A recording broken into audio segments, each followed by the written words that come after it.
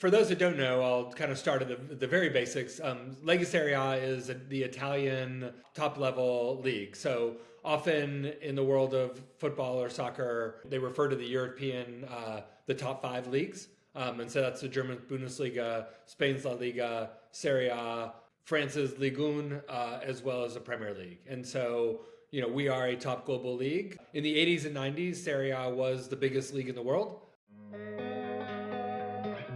Hey everyone, this is Prashant and I'll be your host for the VC10x podcast. And today we have Andy Mitchell for what will be the first episode in our new segment called Sports10x, where we will be discussing the business of sports. Andy Mitchell is the CEO and managing director of Lega Serie A USA, based in New York. Andy is the former Facebook executive heading up Lega Serie A's efforts in North American region.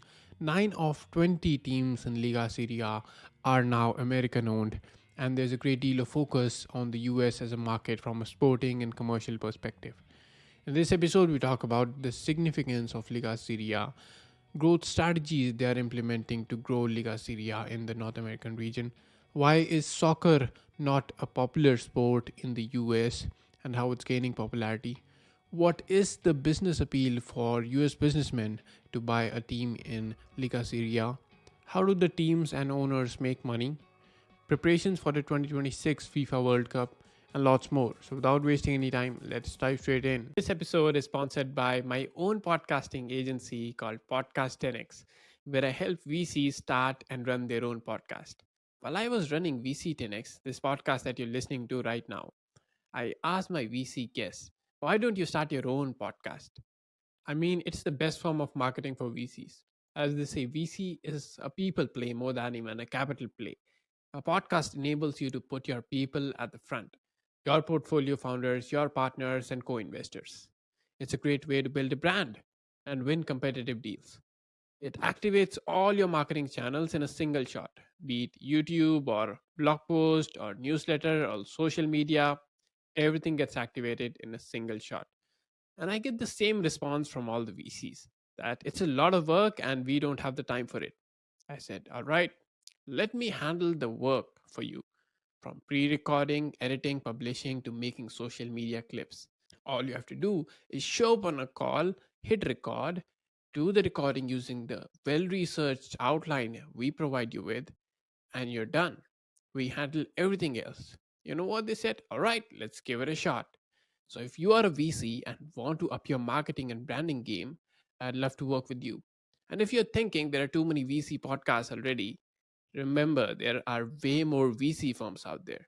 And if you're not standing out, you're losing out. So if you want to work with me on starting your podcast, go to podcast10x.com and book a call today. I'll add the link in the description and show notes below. Look forward to working with you. Hey, Andy, so good to have you on the VC10X podcast. How are you doing? Great to be here. Thanks for giving us a chance to talk about Serie A. Yeah, absolutely. It's a pleasure having you on. To start things off, can we have a little bit of background, your personal background, as well as the background of Serie A and how far back the history goes? Sure. So I've been in this role about a year and a half. I do not come from a football background. My background is very much media focused. Before joining Serie A, I worked at Facebook for about 12 years. Started when Facebook was a pretty small company with about 1,500 employees, and I left when there was about 80,000. So saw some pretty significant growth over the years. And prior to that, I worked at CNN and Time Warner. So my experience was very much media focused, but football is a media business, really, right? It's same principles apply, where it's about audience development, monetization, distribution of content. So I became later in life a huge football fan and really enjoyed the sport and getting to understand the culture of the sport, which I think is what really excited me about it, and realized that I had a lot of applicable experience, and so worked hard to understand the business of the sport and try and transition my career. So it worked out. So here I am. Absolutely. I see that you mentioned football, and here in India, we call it football, but I've heard that in the US, they call it soccer, and football is different, right? Yeah, I mean, obviously there's American football and there's what at Facebook we refer to as global football. So we're talking about the round ball, 90 minutes of play and rectangle goals, if that helps differentiate. Absolutely. Great. So being the one who's marketing this, are you marketing it as football? That's the term you're using for it? No. Here in the US, we call it soccer. Okay. Got it. Thanks for sharing that. And would love a little bit of history on Lega Serie A and what's the significance there? So, I mean, for those that don't know, I'll kind of start at the very basics. Lega Serie A is the Italian top level league. So often in the world of football or soccer, they refer to the European the top 5 leagues, and so that's the German Bundesliga, Spain's La Liga, Serie A, France's Ligue 1, as well as the Premier League. And so we are a top global league. In the 80s and 90s, Serie A was the biggest league in the world, and then now over the last couple of years, we have really the word for football in Italian is calcio. So we really demonstrated over the last few years that calcio was back in European competitions, which is competition across all 5 leagues together in what's called the Champions League or the Europa League or the Conference League, and so. Just to stop there for a second, because for me, this was really interesting to understand as I got to understand the sport better. In that the European nations play for their domestic leagues, and Serie A is a domestic league, and then there is another competition that happens in parallel to the country leagues, and that is what are referred to as a European competition. So those 3 competitions I referred to are the UEFA, which is the organizing body across Europe for the sport. They have a separate league that happens in parallel. So it's, one of the things I really kind of understand and appreciate is there's a lot of really significant differences between American sports and the way the European leagues are run. So just I felt like it was worth kind of taking a step back. So a lot of what happens in the domestic leagues, obviously the top teams in the domestic leagues play in the European competitions. And so over the past year or so, we've really been able to demonstrate that calcio is back. So Italian football is starting to get back to its heyday. This year, in fact, we have 5 teams, so we're only one of 2 countries in Europe that have 5 teams have earned an extra spot playing in the Champions League. And so there's a lot of really great momentum happening with football in Italy, and it's a good time to check us out and see what's so special about European football in Italy specifically. Absolutely, that's quite interesting. And so you're looking at the business and expansion within the North American region, right, or the USA, right? So what business opportunity do you see by expanding into that region and entering a market like the USA? Yeah, I mean, obviously the U.S. is a huge country, with more than 300 million people. So, and soccer is growing here tremendously. So, I see it every day in the streets of New York. You see a lot of people wearing football jerseys. And the thing that's interesting is, football jerseys or soccer jerseys are as much a fashion statement as they are, demonstrating what team. And it's been really interesting over the past few years to see fashion become such an important part of American culture and fashion, specifically for soccer. And so, when we look at differentiating Italy and Italian soccer from the rest of the world, we have something that is a significant differentiator, and that is Italian culture. So we did some research last year and found that 51 million Americans have an affinity for Italy. And so that could be everything from food, fashion, industry. I mean, really, Italy stands, head and shoulders above so many places around the world in a bunch of different ways. And so as we think about the U.S. market, we're really focused on Italian culture as a significant differentiator between the other European leagues. So that's been really a great way for us to differentiate because, the average or even a sophisticated American fan, it's the same sport no matter what country you're playing it in. And so for us to be able to have such a significant differentiator is a really great way for us to market ourselves. And then, secondly, between 3 and 5 million Americans travel to Italy for holiday every year. And so, one of the things that we're really trying to think about, and one of our strategic priorities, is connecting travel to Italy and vacations to Italy to Calcio, and having Americans, really think about going to a match as part of their Italian experience. Because, really, in Italy, football is, it's religion and it is sport. And so to really experience Italian culture, a visit to a stadium in Italy should really be part of your experience, so that you really, are digesting, the true culture of Italy. Absolutely, yeah, that's a very interesting approach, and how important culture becomes in things like these. Because I'm speaking from India, right? And here again, like, football isn't the most popular game here. It's cricket, and cricket is like a religion here, right? Although we are trying to promote football more, we have our own league called the ISL, Indian Super League, and there are teams there, but still not as popular as the IPL, which is the cricket league, right? Yes. But when you're entering new markets as a sports business, how are you defining that which markets will appeal to the kind of things that we have to offer? Because you can also enter potentially the Indian market as well. There's also massive population here, right? Can be a massive market as well. How do you decide that which is the right market and where we can find a fit for what we have to offer?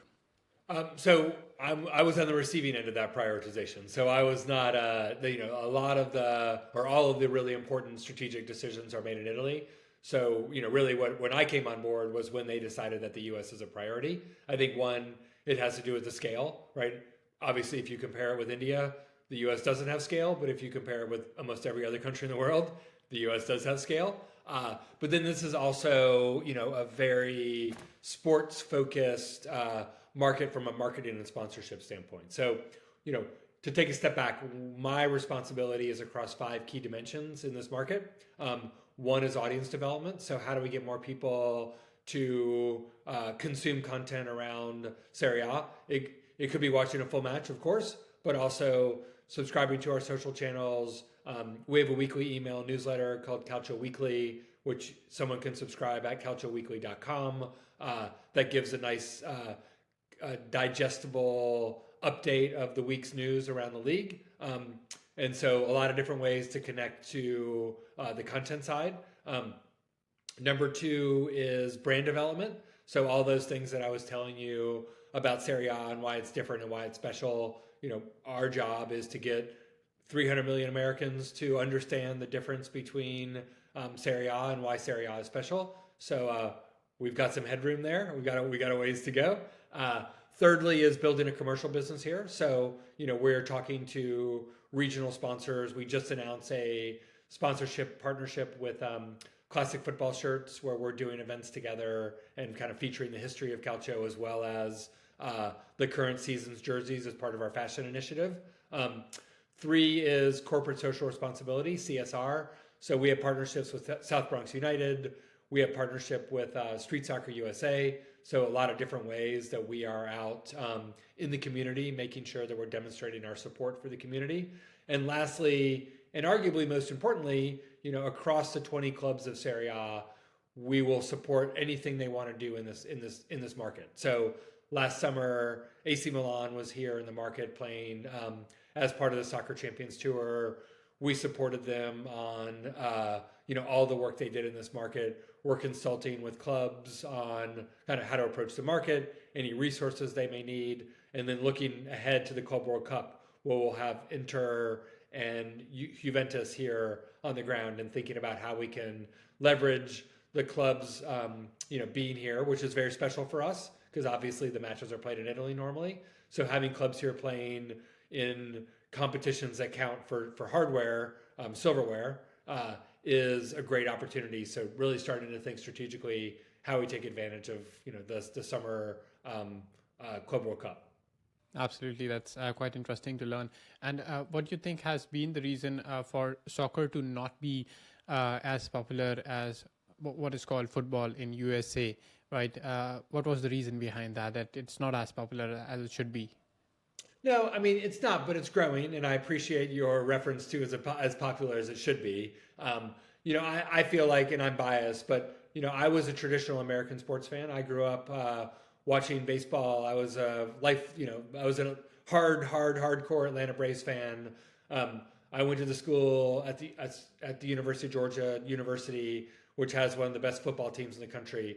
But something about football or soccer that I gravitated to because it really is a different and very special sport. It's called the beautiful game for a reason.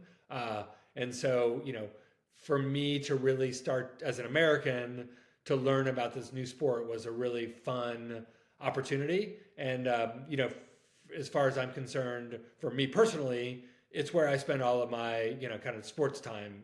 And that happened to be clear before this job. Obviously, it's my job. So now I do that. But, the reason why I was so attracted to this role and so attracted to the sport generally is just it's got a really interesting culture around it. And then the game itself is pretty incredible to watch. And, once you start to get into the nuances of the sport, it's a special sport. I urge everyone to, Americans, I think, tend to be dismissive of it as boring. But my personal opinion is that's, you're not understanding kind of what's interesting about the sport because the game never stops, right? So it's a 90-minute running clock, no timeouts, no commercial breaks. And so that's one of the things that I find the flow of the game really unique compared to American sports where, American football, the whole game is built on starts and stops, baseball, stopping every half inning. And I really like the flow of soccer. And I find that really unique and very interesting as a sport itself that just flows for 90 minutes straight. Right, absolutely. That's quite interesting. And I'm myself not a massive football fan, but I just watched the FIFA final last year, and that was crazy good, right? That was amazing. A nail-biting finish, and even till the last minute, you didn't know who's going to win it. So crazy good. And games like those actually tell you how good a game can get, right? And sports is one thing where nothing is scripted. It all happens there live, and you can watch it, right? Unlike movies. So that's a special thing about that. Yeah. Or wrestling is somewhere in between. Yeah, totally. Great. So you talked about how you're taking care of growing the culture in the US. I think when people are saying they have an affinity for Italy, a lot of that can be that they like it as a vacation destination, right? Because a lot of them travel there for summers or winters. But how do you expose them to this aspect of Italy, the sports aspect, the football aspect? Because obviously when they're there, they're exposed to some of it, right? And there are some travelers who are interested in the culture. Wherever they go to, they try to dig deep and try to get exposed to that culture. But for some, it's just that relaxing time. They spend time on the beaches and come back, right? So how do you do that? Well, I think it's about, making sure that, someone that's going to a beach vacation, I don't think they're someone who's thinking about going to a match. But if you look at a city like Rome, there's a great history. There's two clubs that play in Rome, Roma and Lazio, and there's a great history about those clubs individually that are really part of the fabric of the Roman culture. And then obviously when those two teams play each other, it's an incredible experience. So when two teams from the same city play each other, it's called a derby. And so the Derby de Capitale, because I know I butchered the pronunciation, but it's just the atmosphere in a match like that is unmatched around the world. And I think that, that's one of the things, again, your average traveler to Rome, and you could say this about Florence or Milan or, any number of cities, but the average traveler in Rome is going there to see the sights and really understand the history of Italian culture and the history of Rome. And Lazio and Roma are both really important parts of the history of Rome. So I think a lot of it is understanding that the Italian culture, football is such an important part of the Italian culture. And then where those two clubs play is in an Olympic stadium, so where the Olympics were. And so again, that's also part of the history of Rome. So there's so many different dots to connect when you think about the history of the sport and then, the history of Italy. And so it's just such an important part of the history of the country. I think for us to be able to help Americans understand why a stop at a stadium should be part of their tour, as when they go to Italy and they want to really, they're taking a cultural tour. So this is a key part of the culture. Absolutely. Totally agree. And talking about the business aspect of sports, and that's something I'm very interested about. How does a league like Lega Serie A make money? What are the different revenue streams there? So for the league itself, well, first of all, I think one thing just to clarify, the league is really just a representation of all 20 clubs. And so all the money the league, or the great majority of the money that the league brings in, is dispersed to the clubs. And so it's really about making revenue for the clubs. And that's what we're here to do, is to support the clubs and help them do the business that they need to do. But the league itself, we negotiate media rights for the league as one entity comprised of 20 clubs around the world. So there is a team whose job it is to go out and distribute full matches to all around the world, to every country in the world, and make Serie A accessible to them. So that's number one. Number two is sponsorship. So we have league sponsors that obviously pay for the right to use the marks of Serie A and also to do activations. And then the clubs also have match day revenue, right? So everything from parking to food to tickets. And then the clubs also have their own individual sponsors outside of league sponsors. So, primarily it's content distribution and sponsorship and marketing. Absolutely. And what would you say brings in the majority chunk of revenue? Like every business has that main revenue source. What's that for Lega Serie A? So media rights. So distribution of selling of the content to broadcasters around the world is the lion's share of the revenue. Got it. Very interesting. And I've learned that there are about 20 teams in Serie A, and 9 of them are owned by Americans, right? So that's quite interesting to learn. Yes, North Americans. There's a Canadian owner in there as well. Okay, got it. North American, right? So what's the appeal in owning a team in a league which has majority popularity in the European region as of now, but obviously growing in the North American region? What's the appeal for these team owners? I think that it's the potential to have a growing business, right? These owners they're all business people. They all want to see their assets grow. And so, what we think is that, this is an indication of the opportunity to build a business with Italian clubs, right? And so, yes, in Serie A, there are 9 or 10 American or North American owners, but also if you look in the lower leagues, Serie B and Serie C, there are also American owners there as well. And so, this is really just a reflection of how Serie A is really a growing entity and will continue to build business value for all of the owners over time. Absolutely. And when you were mentioning about the clubs making money and the different ways they make money, is that essentially also how the owners make money, right? Correct. And then also, obviously, yes. But then, as the asset grows and becomes more valuable, as the owner may look to turn that over, I think it's fair to say that they all want to turn a profit on that investment. And I think over time, it's been very clear that football clubs and Serie A in particular is a good investment for the owners, and they can turn that over for more than, that initial investment. Absolutely. That's great to learn. And when you're marketing a sports league, we have multiple sports league in India, so I can say from that angle, when it's marketed, you're always trying to show more of a particular team or show more of a particular star player, right? Because that has more appeal because they have their own brands built out, right? And that can bring in more people for the league. What are some of those teams in Lega Serie A that you try to use in your marketing efforts, as well as some star players that you try to use there?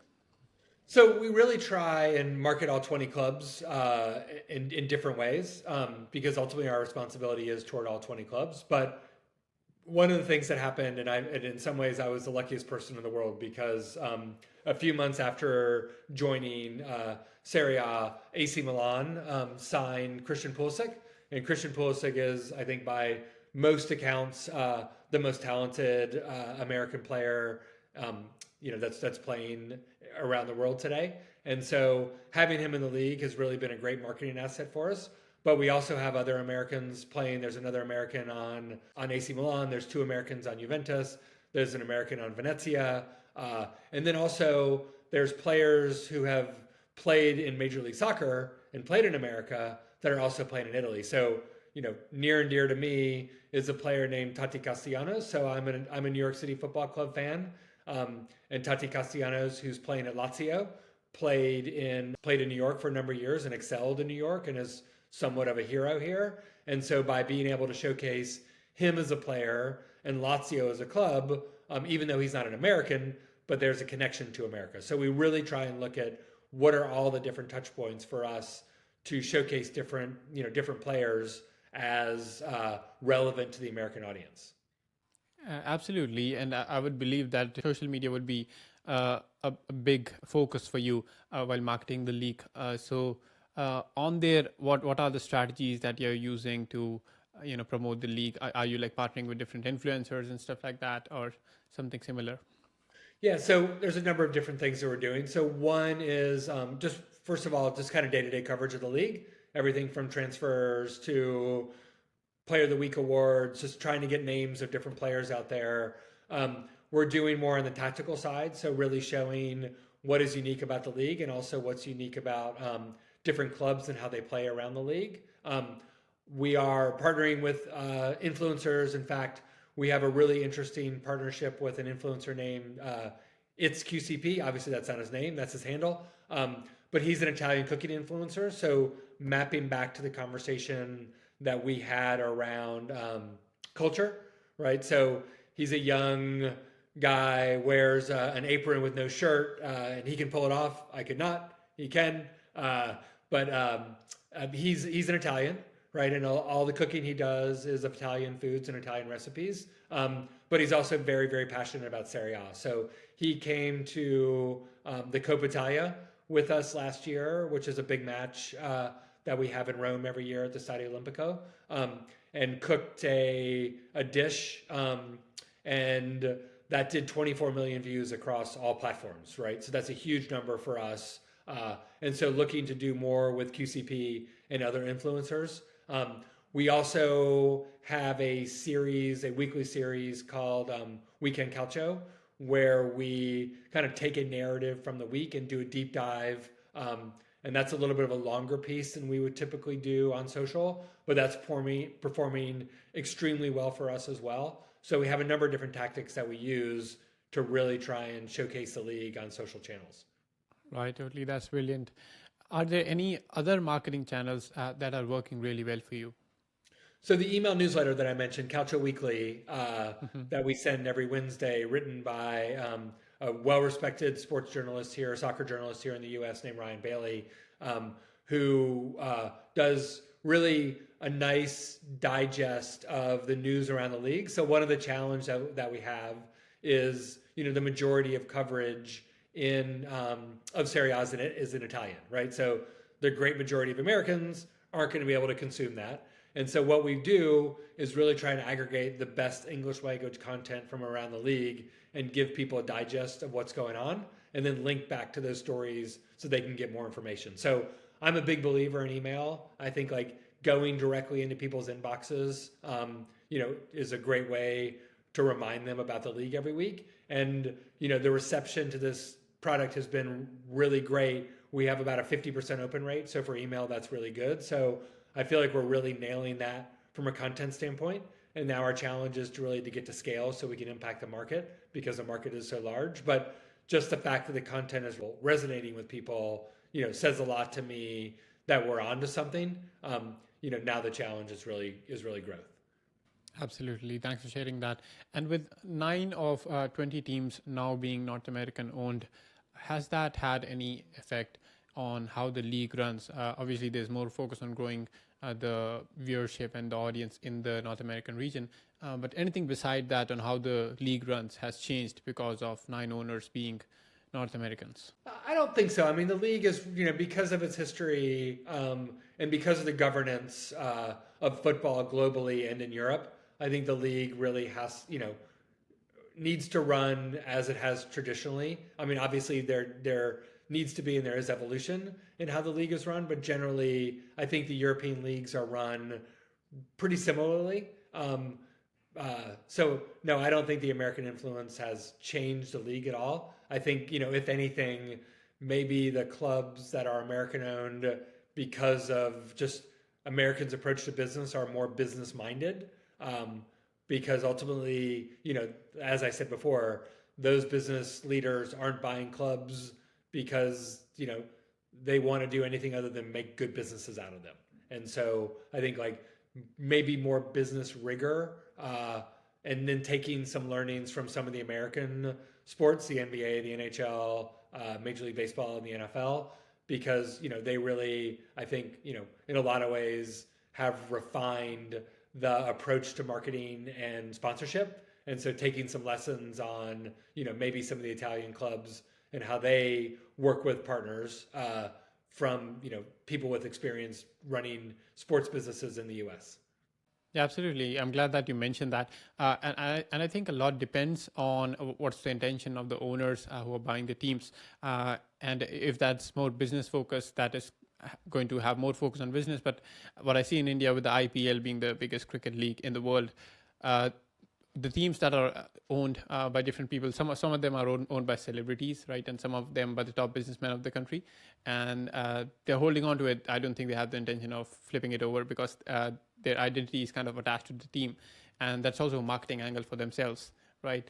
And also some team owners also, or some people also buy teams to get that access into different places where there are a lot of highly influential people assembling at the same place. So I think that is also a reason why wealthy people want to buy teams. So yeah, I'm glad you mentioned that aspect as well, because the intention behind owning a team is very important. Of course, profitability is a thing. Like if you're in business, you have to take care of that. But beyond that as well, so some people doing it for flipping it over and making a money out of it, and some people want to hold on to it, build the brand further, and keep it attached to what they're doing, their business, or them being a celebrity, and that increases their brand value as well. So that's really interesting. I think Americans are much more ruthless about their business ventures. I see. Great. So in 2026, we have another World Cup approaching. What are the opportunities that you seeing arising from the Lega Serie A event, and how are you preparing for that? Yeah, so a lot of the foundational elements that I talked to is really what we're doing in preparation for 26. So, making those connections to Italian culture, making sure that we have our content initiatives in place. The fact is, there's going to be organic growth for the sport, no matter what, right? Just because the World Cup being on American soil, people are just going to be interested in it. I read somewhere that generally it's about a 10x growth in interest in soccer when there is a World Cup. And so really that's going to happen, right? So what I really think about more so than the lead up to the games is day one, World Cup +1, right? So the day after the World Cup ends, in 1994, when the last time the World Cup was in America, there was kind of an assumption that the sport was going to grow exponentially just because the World Cup was here. And that didn't happen, right? So the sport went pretty much down to where it was prior to the World Cup. So what I think my responsibility, and it's not just me, I think everyone working in soccer, whether it be people at Major League Soccer or, there are clubs and other leagues that have offices here in the US, what we need to think about is what our retention strategies are, and how we're positioning ourselves to keep Americans interested in the sport. And I think there's one, the cultural angle, right? So how do we make people feel like the sport is relevant to them based on their cultural interests and connections? And then two, from a sporting or more tactical side, how do you get Americans to use the World Cup to understand the sport better So some of the, old tropes about, soccer's boring or, whatever it is, they understand that it's not boring. It's just that you don't really understand. I think people that don't understand baseball will just say the same thing. It's boring because you don't understand the sport. So how do we get people up to a baseline interest so that they understand the sport well enough to kind of continue their interest after the World Cup? Absolutely. I'd completely agree on that. So what are the biggest challenges you're facing in trying to grow soccer as a sport in the USA? It's a crowded market, right? So I mentioned that, traditional American sports that, people have been watching for generations and have had fandom for generations is, that's deeply rooted, right? So if someone's grandfather was a New York Giants fan and then their father, they're going to be a New York Giants fan, right? So that's really, really hard to compete with. So that's a big challenge. I think from a language perspective, the fact that Serie A is in Italian is a challenge, which is why we're specifically dedicating having a North American Serie A Instagram account, why we've done an English language email newsletter, right? So trying to do what we can in this market for this market. And then I think also, you could argue whether it's an asset or a liability, but the fact that games are on in the morning or in the early afternoon, in some ways, again, it's what I like about the sport. It's, you can kind of watch full matches and still have a full day, right? Where American football fans, their whole Sunday is spent watching the NFL, or their whole Saturday is spent watching college football. So I actually think it's an asset that our matches are in the mornings or in the early afternoons so that you can have a full day of football or a full day of soccer, and then also have a full day with your family or a full day with your friends or doing whatever your hobbies are. So I think that could be a challenge, but again, I think that's a real asset for us. Absolutely. And that's a very interesting thing you mentioned there about the popularity of a sport also depends majorly on what is being handed down at different generations. Because when you're kids and your father is watching a sport on TV, naturally you'll be inclined to understand what that is and get more interested in that, right? So I think that's a major thing. And in India, that is true for cricket, because when I was a kid, I saw my relatives always watching cricket, right? So when I grew up, I naturally gained an interest in the sport. So how do you crack that? Because you will have to start from scratch in a way for some people, right? So how do you crack that and get their interest? Okay, there's a new sport and I should be interested in this, right? Well, I mean, the fact that the game is growing organically here, right? And so fandom will come as part of that, again, organically. So I think it's helping people understand some of the histories of the clubs, some of the traditions of the clubs, whether it be songs or actually yesterday, AC Milan released a retro jersey that's beautiful. In fact, it's gonna be in my son's stocking on Christmas morning. But I think really starting to create traditions of their own around the sport. And so we've done things like had watch parties to really start to create traditions around here. And also don't underestimate the amount of fandom that there already is here for Italian football and for soccer more broadly, right? And so I think it's just about that continuing to grow and continuing to take hold. But, I do believe that the generation today that I'm not sure what letter we're at as far as generations go, but the generation now that is, playing much more soccer, they're watching a lot more soccer, they're going to a lot more matches, right? So this summer, a number of global soccer teams came to the US to play matches, and I went to Yankee Stadium to see AC Milan play Manchester City, where AC Milan won that game handily, as an aside.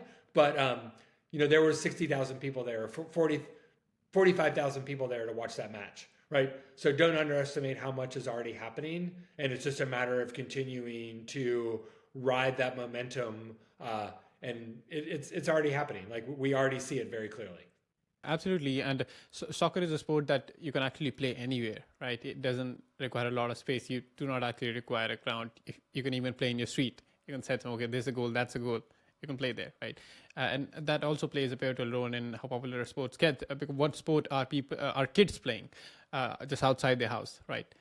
And I see that in cricket, in India, going to streets, kids are always playing cricket, right? That's a sport here. And if you go in some European countries, that sport would be football. You'd see people playing football in the streets, right? So you see some of that as well starting to happen? Oh yeah, absolutely. I mean, if I walk down, I'm looking out my window. If I walk down to the park, there's a pitch, actually 3 blocks in both directions, and that pitch, I've never been there after 9 o'clock at night, but from 6 a.m. to 9 p.m., there are people playing on that pitch.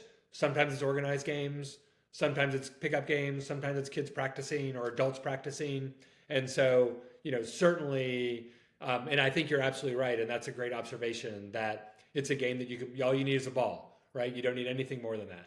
And so I think the other thing that from a participation standpoint that soccer works really well at is it can be played indoors or outdoors. You really only need a court indoors, right? And so it's really a year-round sport. And here in New York, there's a number of old warehouses that have been converted into multi-pitch facilities. So, in the winter, from 6 a.m. until 10 p.m., those are all full as well. And so there's just so many right? You can't play baseball. If you're playing in a stadium, you can play inside, but you can't play baseball when it's 30 degrees. You can't really play inside in a gym, right? So I think you're right. The flexibility of soccer from a participatory standpoint is a major differentiator and a major asset as well. Right, absolutely. And I would believe your job growing the sport in the North American region would be potentially harder than someone doing the same job in the European region, right? So what would you say are the key differences on how the sport is being marketed in the North American region versus how it is marketed in the European region? Well, I mean, I can only speak for Italy, but I think, in a lot of ways, it is the sport in Italy, right? So, we talk about NFL, NBA, MLB, and NHL, they don't have that conversation. There's Serie A in Italy. And so, in a lot of ways, the traditions are just exist. Now, they do very smart marketing, and I'm always impressed by the types of marketing that they do, but it's less about trying to bring in new fans. It's just more about activating the fans that they already have because it is so, ubiquitous as part of the culture. Absolutely. And this will be my last question before we close this out. What are your long-term goals for Serie A in the North American region, and where do you see the league going in the next 5 to 10 years? So, kind of back to the point about the World Cup, that is really a transformational opportunity for us. And so, honestly, I'm less thinking about the next 5-10 years. I'm more thinking about the next, 2 years or so, because again, building that foundation, making sure that we have all the right practices in place for content development, for fan engagement, for commercial activation. So we are setting all of that up now and have set up a lot of it already and continuing to refine our approach. And then it's about activating. And so again, the day after the World Cup ends, how are we activating the fans, and what is, World Cup +1? And the opportunity to really create the next generation of American fans. So I think that's really the nearest opportunity that is the focus. Absolutely, yeah, that's going to be a great opportunity for you, and I like the way how you've already planned things out for that. Great to have you on, Andy, and get your insights into how the business of soccer works and how the sport is growing in the North American region, and what are your efforts in doing that. Quite interesting to learn, and our audience would really like that. Thank you for doing this, and before we close this out, I would like to ask you what would be the best way for people to firstly follow the sport, of course. What would be the handles they should go to, and the newsletter or anything, and then also how they can also follow you if possible. Sure. So I think the best thing is to subscribe to our newsletter.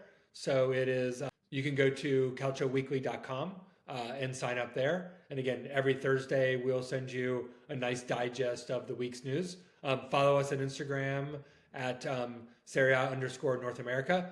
There we have highlights, we have features about the American players. And then me personally, probably, though I always say I'm going to do more on Instagram, I don't. So I would say LinkedIn is probably the best place to follow me to get news and other information about the league. And then while I have you, I just want to say I've traveled extensively, not extensively. I've been to India many times. I love India. It's a great country. The people are great. So it's really fun to have an opportunity to talk about Serie A in the US to an Indian audience because it's just such a great country. So thank you so much for having me. And I hope to return to India sometime in the near future.